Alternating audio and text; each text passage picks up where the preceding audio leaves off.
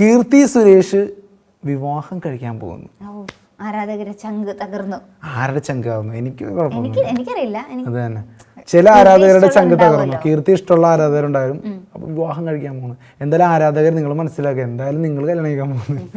നിങ്ങൾ കല്യാണം കഴിക്കാൻ പോകുന്നില്ലെന്നല്ല, നിങ്ങൾ കീർത്തിയെ കല്യാണം കഴിക്കാൻ പോകുന്നില്ല. ആരാധകർക്കെല്ലാം അങ്ങനെ ഒരു മെന്റാലിറ്റി ചിലർക്കുണ്ടെന്നല്ലേ, ചിലർക്കേ കാണത്തുള്ളൂ. അതായത് നടിമാര് അവിവാഹിതരായിരിക്കണം എന്നുള്ള ആഗ്രഹമുള്ള ചില ആരാധകരുണ്ടെന്ന് തോന്നുന്നു. ചിലര് മാത്രം, എല്ലാ ആരാധകർക്കും എനിക്ക് അല്ലെങ്കിൽ അവർ കീർത്തിക്ക് ഒരു ജീവിതം കിട്ടട്ടെ പ്ലീസ്. കീർത്തി സുരേഷ് കല്യാണം കഴിക്കട്ടെ, അവർക്കും വേണ്ട ഒരു ജീവിതം. അപ്പോൾ കീർത്തി സുരേഷിന് പ്രണയ സാഫല്യം, പ്രണയ കീർത്തി എന്ന് പറഞ്ഞ തലക്കെട്ടോടുകൂടിയാണ് മനോരമ അത് റിപ്പോർട്ട് ചെയ്തിരിക്കുന്നത്. നമ്മൾ വിചാരിച്ചത് കീർത്തി എന്തായാലും ഫിലിം ഇൻഡസ്ട്രിയിൽ നിന്ന് കല്യാണം കഴിക്കുമെന്നായിരുന്നു. അല്ല, ആരെയാണ് കല്യാണം കഴിക്കുന്നത്? കീർത്തിയുടെ ബാല്യകാല സുഹൃത്താണ്. അയ്യോ, വർഷങ്ങൾ നീണ്ട പ്രണയം. ഓക്കെ, വരൻ ബാല്യകാല സുഹൃത്ത് ആന്റണി തട്ടിൽ.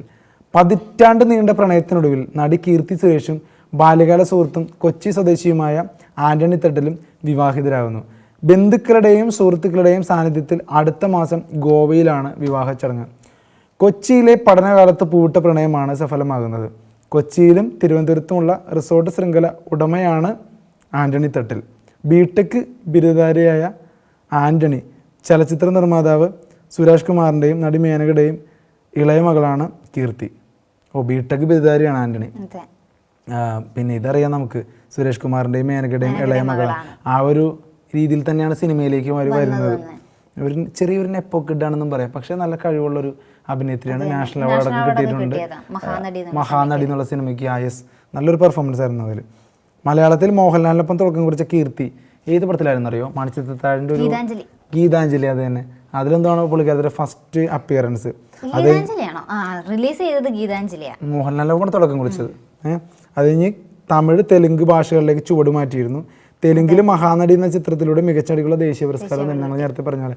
അതുകൊണ്ട് കീർത്തി സുരേഷിൻ്റെ വിവാഹവും വിവാഹാനന്തര ജീവിതവും മനോഹരമായി തീരട്ടെ എന്ന് ഞങ്ങൾ പ്രത്യാശിക്കുകയാണ്.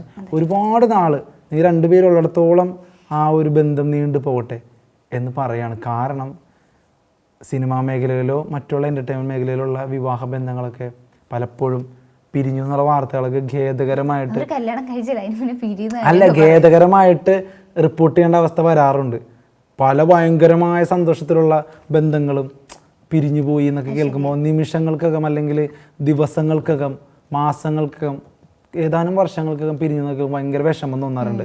അപ്പോൾ കീർത്തി സുരേഷിൻ്റെ ജീവിതത്തിൽ, കീർത്തി സുരേഷ് ആൻ്റണി ഇവർ രണ്ടുപേരുടെയും ജീവിതത്തിൽ ഒരു മനോഹരമായ ഒരു ദാമ്പത്യം ഉണ്ടാവട്ടെ.